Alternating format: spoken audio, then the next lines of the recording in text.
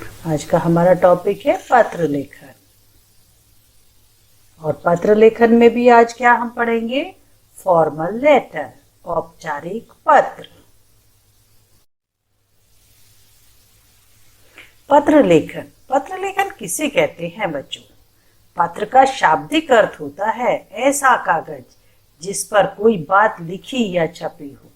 पत्र लेखन के माध्यम से हम अपने भावों और विचारों को व्यक्त कर सकते हैं। पत्रों के माध्यम से एक व्यक्ति अपनी बातों को लिखकर दूसरे तक पहुंचा सकता है। जिन बातों को लोग कहने में हिचकिचाते हैं, उन बातों को पत्रों के माध्यम से आसानी से समझाया जा सकता है। आज के युग में बेटा, आज हमारी ईमेल है, हमारे एसएमएस हैं, लेकिन उसके बावजूद भी हमारे पत्रों का एक अलग ही महत्व है। हमें अब पत्रों के जो होते हैं बेटा, दो प्रकार होते हैं, औपचारिक पत्र और अनौपचारिक पत्र। मैंने अपनी पहली वीडियो में आपको बताया था अनौपचारिक पत्र, तो आज हम पढ़ेंगे औपचारिक पत्र। पहले हम देख लेते हैं अनौपचारिक पत्र किस किस को लिखे जाते हैं। माता पिता, भाई बहन, सगे संबंधी, मित्रों आदि को लिखे जाने वाले पत्र अनौपचारिक पत्र होते हैं, जो आपने पहले ही मेरी वीडियो में देखा है। यदि किसी ने नहीं देखा है तो मेरे चैनल पे जाके आप वह वीडियो दोबारा से देख सकते हैं। औपचारिक पत्र बच्चों वहां पर लिखे जाते हैं जैसे कि हमें विद्यालय के प्रधानाचार्य को, सरकारी कार्यालय में पुस्तक विक्रेता को, समाचार पत्र वाले संपादक को, या आपको और कोई शिकायती पत्र लिखना हो, कोई क्लीनिनेस के लिए लिखना हो, कोई बिजली नहीं आ रही है उसके लिए लिखना हो, तो हम वहां पे औपचारिक पत्रों को लिखते हैं। अब जो औपचारिक पत्र होते हैं बेटा, उनकी क्या होती है? उनकी जो लिखते समय हमें कुछ बातों का ध्यान रखना होता है। वो कौन कौन सी हैं, जरा देखते हैं। जो औपचारिक पत्र है नियमों में बंधे हुए होते हैं। इसमें जैसे हमने अनौपचारिक में देखा था कि हम अपने मन के भावों को किसी भी रूप में लिख सकते हैं, लेकिन इसमें क्या है, कुछ नियम होते हैं। इस प्रकार के पत्रों में भाषा का प्रयोग ध्यान पूर्वक से किया जाता है। इसमें अनावश्यक बातों जैसे कुशल मंगल, समाचार आदि का उल्लेख नहीं किया जाता। और अनौपचारिक में क्या किया जाता है, उसमें उल्लेख किया जाता है। पत्र का आरंभ व अंत प्रभावशाली होना चाहिए। पत्र की भाषा कैसी होनी चाहिए? सिंपल होनी चाहिए। लेखन स्पष्ट होना चाहिए, सुंदर होना चाहिए। पत्र पृष्ठ के बाईं ओर से हाशिया को इंग्लिश में क्या कहते हैं, मार्जिन के साथ मिलाकर लिखें। पत्र को एक पृष्ठ में ही लिखने का प्रयास करना चाहिए ताकि उसकी जो कंटिन्यूटी है, लयबद्धता है, वो बनी रहे। तो कोशिश करनी है बच्चों की पत्र को एक ही पेज पे कंप्लीट करें। प्रधानाचार्य को पत्र लिखते समय प्रेषक के स्थान पर अपना नाम, कक्षा व दिनांक लिखना चाहिए। अब जो पत्र है उसके मुख्य अंग है, कौन कौन सी है? प्रेषक का पहले पता, उसके बाद तिथि, उसके बाद संबोधन, विषय, अभिवादन, विषय वस्तु, समाप्ति और हस्ताक्षर। बच्चों सबसे बड़ी और इम्पोर्टेंट बात क्या है इसमें, औपचारिक पत्रों में या अनौपचारिक पत्रों में, जो उसका जो फॉर्मेट है, उसका जो प्रारूप है, वो सही होना चाहिए, तभी आपको नंबर पूरे मिलेंगे। सबसे पहले हम प्रेषक का पता लिखते हैं, जो भेज रहा है उसका पता, उसके बाद डेट, उसके बाद जिसके लिए भी हम लिख रहे हैं, प्रधानाचार्य है या किसी भी कार्यालय के लिए, वहां लिखेंगे। फिर उसके बाद हम विषय, किस विषय के लिए लिख रहे हैं, उसके बाद उनको संबोधन करेंगे। फिर विषय वस्तु।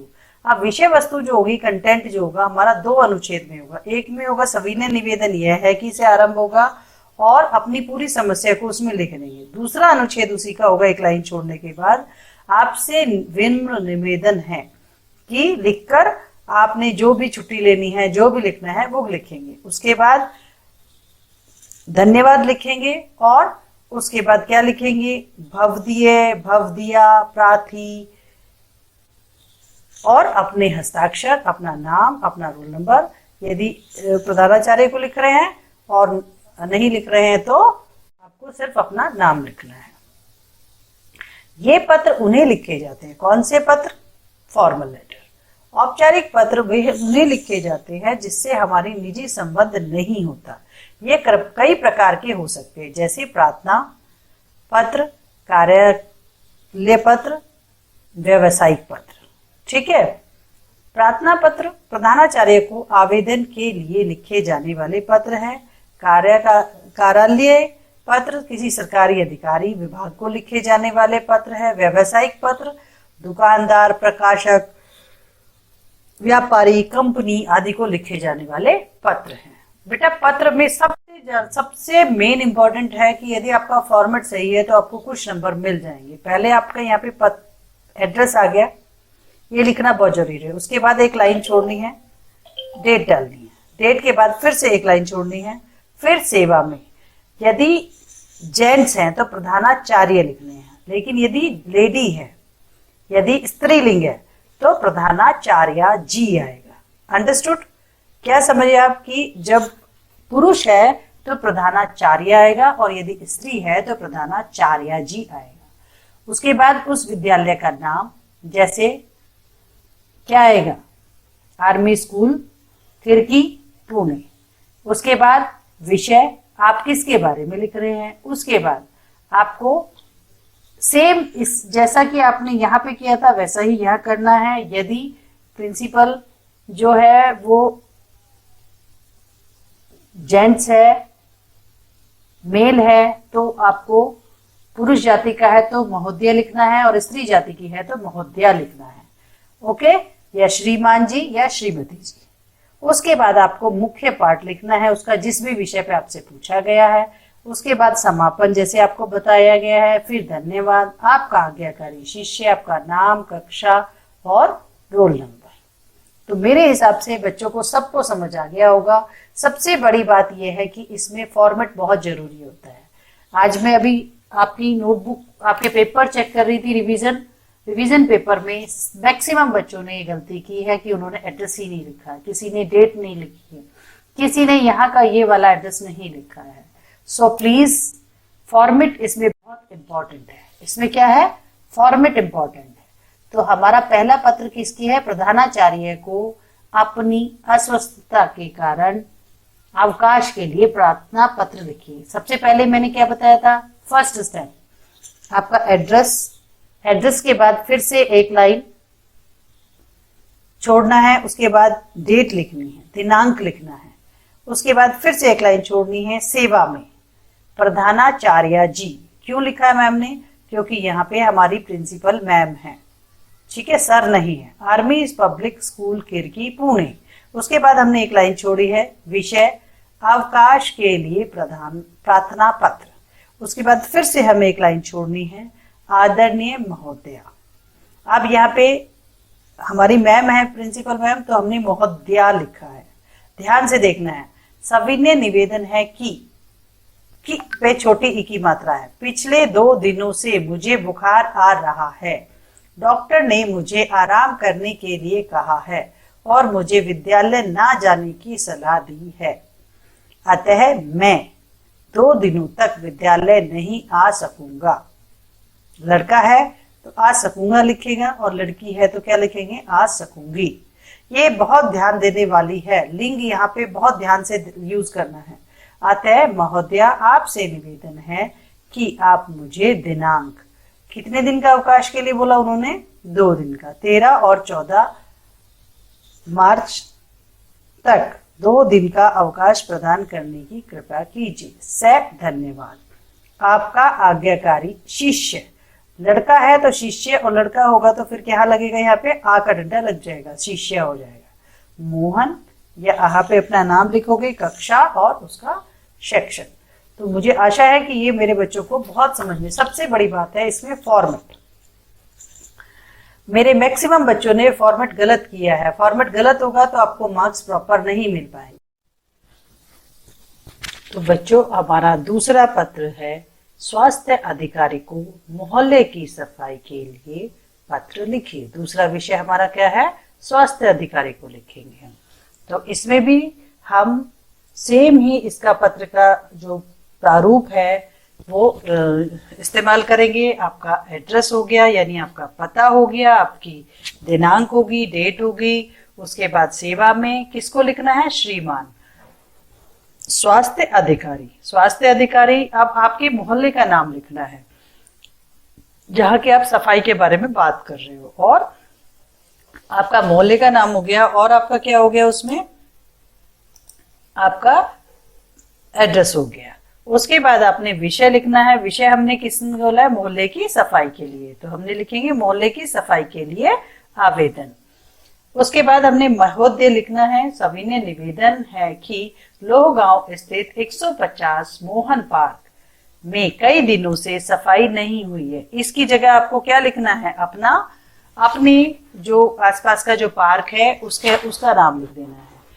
जगह जगह कूड़े के ढेर जमा है, नालियों में कूड़े से भरी हुई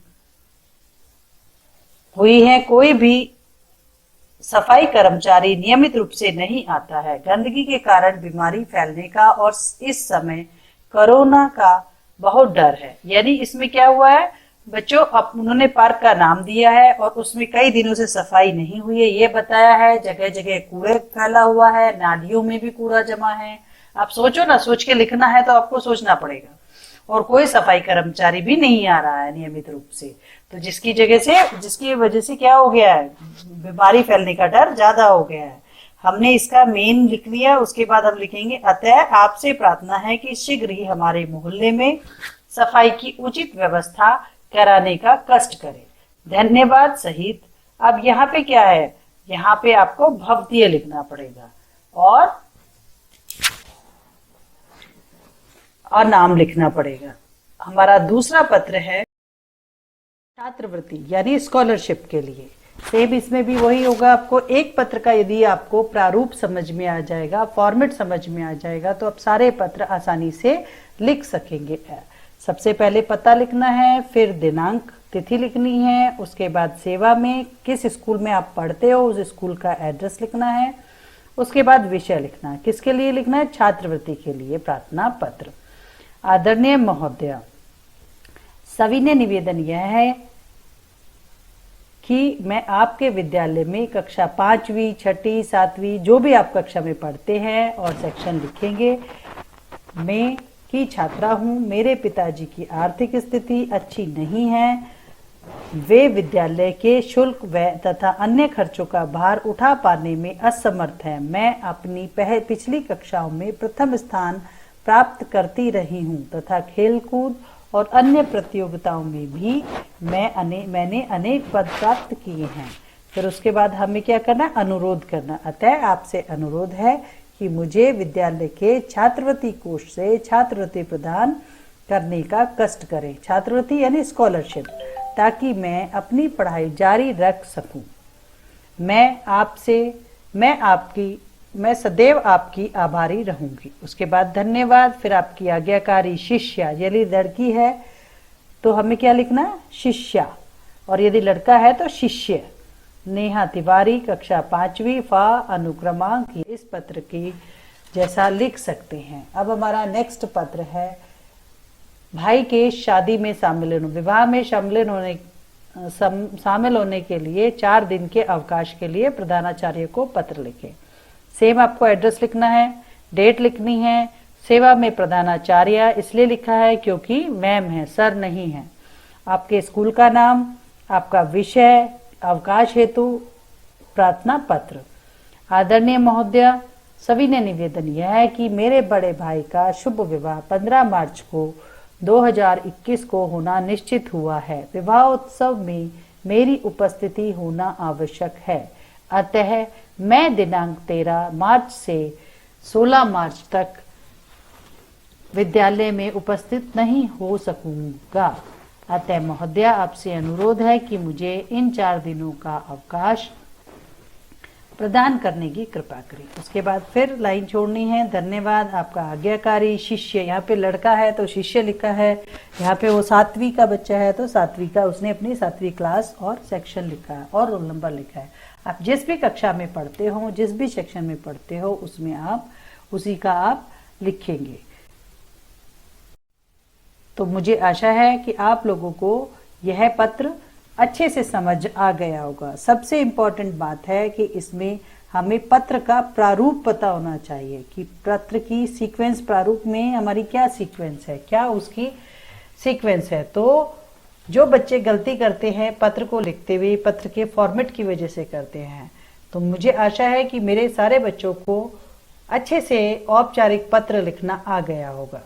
तो यदि आपको पत्र लिखना आ गया है और आपको मेरी ये वीडियो अच्छी लगी तो लाइक करें, शेयर करें एंड सब्सक्राइब करें। और जिसने भी मेरी पहली वीडियो नहीं देखी है और अनौपचारिक पत्र की, वह मेरे चैनल लर्न हिंदी पर जाकर देख सकता है। बाय बाय बच्चों, फिर मिलते हैं एक नई वीडियो के साथ। धन्यवाद बच्चों।